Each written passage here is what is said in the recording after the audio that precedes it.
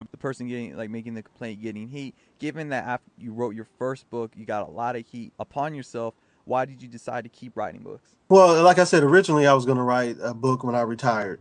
There was a officer that I worked with. His name was Kevin Gaines, and he was in the media. He was off duty. He was a black officer. He was off duty, and he came across a narcotics officer who was on duty. He was dressed up like a drug addict, and they got into an argument in traffic, and the narcotics officer shot him and killed him. And so right then and there, that just told me that tomorrow. One thing that told me that tomorrow wasn't promised.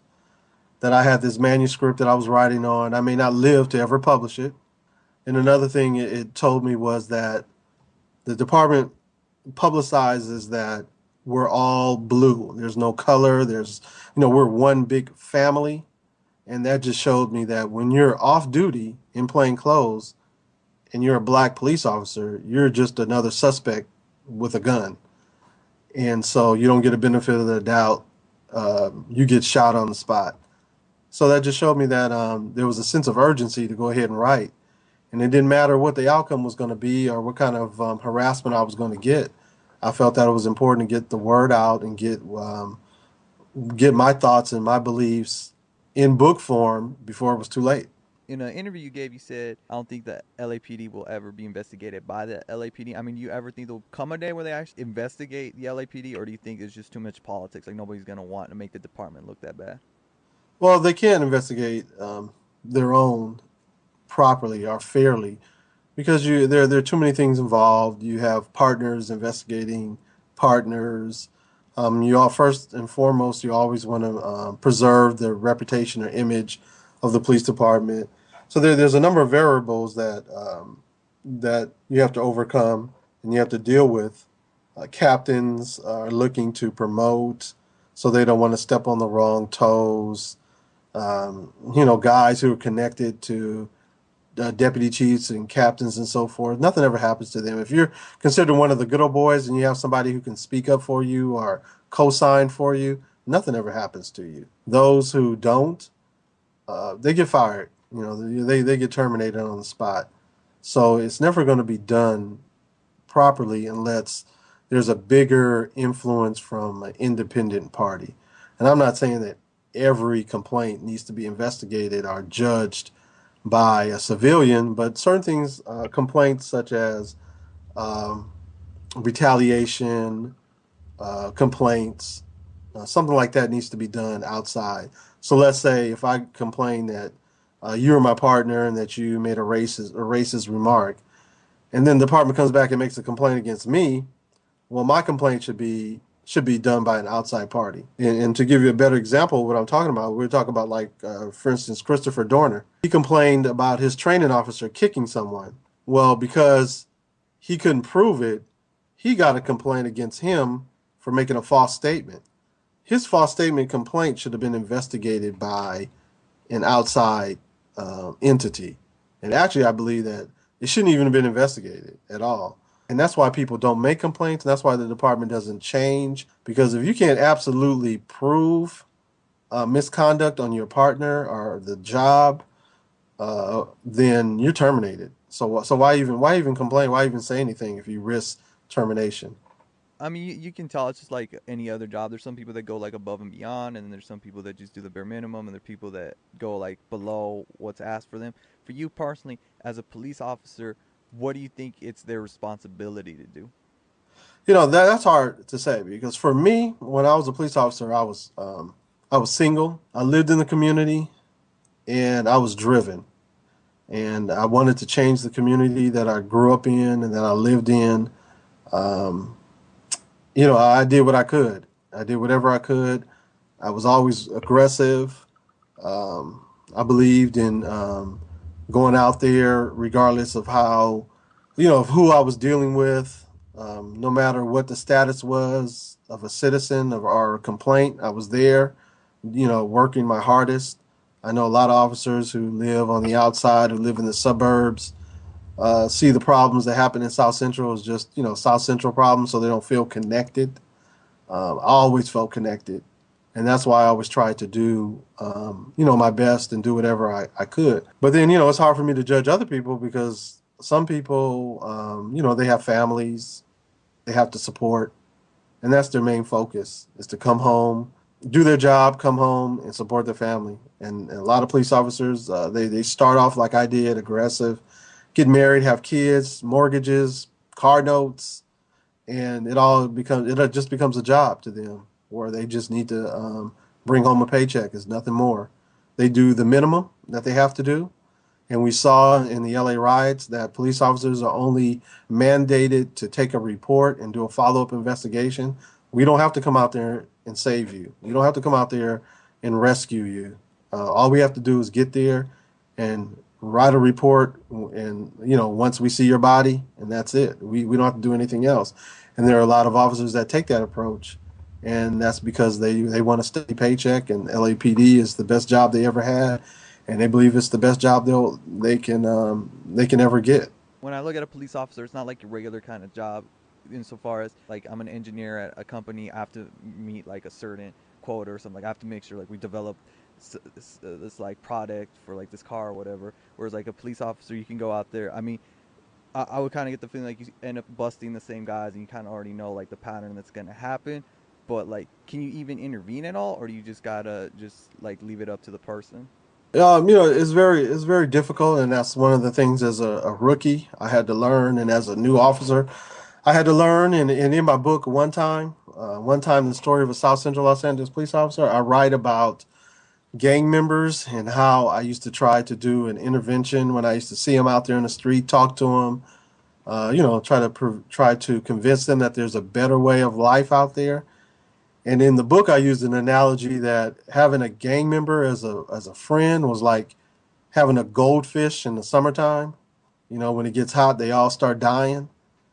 And you see so many young people out there that you talk to die, and you go to a scene and they're laying on the ground dead, or you see them and they're a suspect. So it's like you don't get connected, and you don't get connected to anything. It's very difficult to be connected with anyone that you come across on the street, to get emotionally involved in anyone's life, or any particular individual out there. So you become cold and callous, and so you don't even go down that road. And so on the cover of my book, I talk about if I could change one person's life around, then I've made a difference.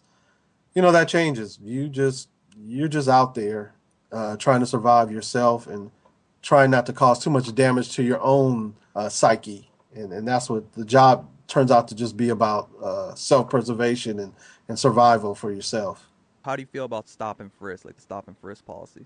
Well, with there are LAPD has laws where you have to have reasonable suspicion, probable cause, or someone's consent in order to do a search. That's the law.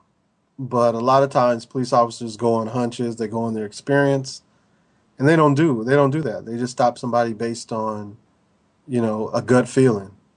And a lot of times that works, a lot of times it's wrong. I know that one of the things I had to deal with as a police officer was, do I stop this car and search this car even though they're not doing anything because I feel they're doing something? Or do I let them go and then find out that they killed somebody later? What can I live with? What decision can I live with uh, the most, the best? Should I let them go? Can I live with that? Not knowing? Or should I pull them over, violate their rights, but knowing, that they didn't have a gun, or knowing that they did and arrest them? How can I sleep? What's going to make me sleep the best? And so that's what you end up doing. And there are a number of times where you see somebody walking down the street, you don't really have any probable cause or reasonable suspicion to search them, and they go on, and later on you hear a broadcast of somebody committing a murder or a shooting, and then you say, "Dang, I know that it was that person, and I should have stopped them." That stuff would drive you crazy, and that's why officers try to leave all that stuff at work. But it's hard, and so it's just based on. For me, it was just whatever I thought I could deal with, deal with the most. And oftentimes I felt that if I stopped somebody and searched them, I was okay with it, even if I was wrong. Just knowing that that person wasn't going to go out and hurt somebody was okay with me. 10 years from now, where do you think like the LA police force is gonna be like? Do you think it's gonna? I mean, do you think the crime rate's gonna stay the same? Do you think it's gonna go down? Like, if you were to take a guess. Crime rate doesn't have much to do with the police department at all. If you look at crime rates, or crime waves, the reason they call them crime waves because they go up and they go down, they go up and they go down. Um, it doesn't have a whole lot to do with policing techniques and the way the department polices. It's just it's the economy, it's the pro social programs that are out there, educational programs. It's a bunch of things that affect the crime rate, and it's not just law enforcement. So like right now, you'll see law enforcement agencies almost all over the country are talking about how crime is being reduced. It doesn't have to do with LAPD. It has to do with the environment, with with the social aspects of what's going on in the community. So as far as the crime rate, it's going to go up. It'll be up again. It'll be down. That's just the way it goes. As far as the department's concerned, things won't change much. Things will change on the outside. There'll be little band-aid fixes and stuff like that. But basically, the police department has been operating and functioning at the same level since the 1800s, and I don't expect it to change much. Some people kind of propose if they made all illegal drugs legal, that would decrease the crime rate. Do you think that's true? I don't think that would decrease the crime rate because there will always be a need for some type of illegal activity. We know that if marijuana sales and so forth were legal by the federal government, we know that the big companies will come in and take it over. Right now, people are dealing on the street, or you have small marijuana distributors. If it was made legal by the federal government, one of these big companies will come in and just buy it, and just take over. You never know. Donald Trump or somebody would come in and take over the business. So there will always be a need for people to make money illegally. But one thing about drugs is that illegal drugs is that most of the people in prison are in prison because of a drug related offense. And a lot of times, people who are drug addicts, if they don't have medical insurance, they go to prison instead of going to some kind of drug diversion program. So it's not a simple answer. It's a complex. That's a complex answer. As far as the prison system, do you now? I'm talking like I'm not talking about white collar prison. I'm talking like general population prisons and stuff like that. Do you think does it actually help the person, or do you think they come out worse when they go to prison? Prison's a hard place. That's a place you don't want to go, regardless of what your crime is, and regardless of how long. Some people say, "Oh, this person only got 18 months." You don't want to spend one day in prison. Some people do come out with a change of heart. It works for some people. Some people are rehabilitated. Some people, most of the people that I've seen come out worse. They learn new trades in there. They're with other professionals, and so they just hone their skills. So for some it works. A small percentage it works, and they don't return. But for the most part, people do return to prison, and one of the reasons is they don't have the job training, or they don't have the means to make it on the street. Now it's been about 9 years since you wrote your last book. Have you been working on another book? Like, what have you been doing? Yeah, I do. I have a couple of books that I'm going to release within the next year. What I've been doing recently is I've been ghostwriting for other authors, for other big name authors, best-selling authors. They give me an outline, and I've been writing their story, and then they'll change it and adapt it to how they want. But that's how I make my living now. I do ghostwriting. You always just want to keep writing about like the LA police force, or do you want to like, or you can come out like with like a sci-fi novel or something like you know, like come completely from like left field. That's funny because I do. I have novels that I started. some sci-fi stuff, some romance stuff, and somehow I start writing, and it always comes back to South Central and shooting and gang members, and so I just realized that it's just not out of my system yet.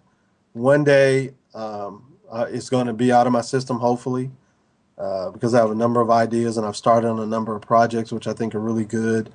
But I just can't let it go. You know, I spent 10 years on the job, and it's just embedded in me. And the stories that I hear from other authors and from the media is just not, it just doesn't reflect my experience as a police officer.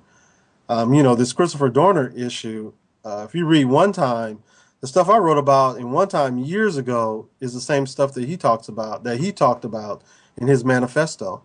There was a passage in my book where I talked about I was sitting at the kitchen table and I wrote a list of the sergeants and the people in the police department that I felt had treated me badly, and I was going to get them. And you know, of course, I didn't act on it, and it was just a thought, you know, a thought. But a lot of police officers have that same thought, and it just so happens that this guy went out and actually, you know, carried out his plan. But it's just, you know, these issues with the police department are so deeply ingrained in me that I feel that I have to just get out there and just get it out of my system before I can do anything else. I mean, as a writer, what would you say your creative process like? Can you just start writing, or do you have kind of like a ritual? Well, I do a lot of writing, which like free writing. What I do is I train myself to just write every day for about 15 minutes. If I'm working on a book, I'll write specifically towards that book. But if I have writer's block and I can't focus on that particular subject, I'll just write about anything. I'll write about my day. I'll write about something that I see in the media, just anything. And I always save that stuff because it always comes back and it's always useful. Plus, it gets you trained to actually write every day. And anybody who's looking into a career in writing, I suggest that you just get in the habit of writing every day. Anything, you know, just for 15 minutes, anything that comes across your mind, and you never know where that will fit in when you decide to write another project. Who are your favorite authors? Right now, I read a lot of James Patterson. I read a lot of different things. So I read a lot of James Patterson because he's, you know, in that crime genre. Um, I also read Danielle Steele. That's actually my wife's books. I don't know. She has it here, so I do. I read a lot of those books. Um, but those are my two I would say most read authors. And like James Patterson is just amazing how he comes out with a book like every week. You know, it's incredible. As an artist, like, what do you hope your legacy will be? You know, I don't. I really haven't. I really. It doesn't really matter. I don't really look at it as a legacy. My writing is personal. I just wanted to clear my thoughts and clear my conscience. Um, so I really don't have like a long term agenda. However, what I have seen recently with my writing is that it doesn't have it's not time sensitive, or you can read it now and it pertains to the LAPD as if you read it 15 years ago.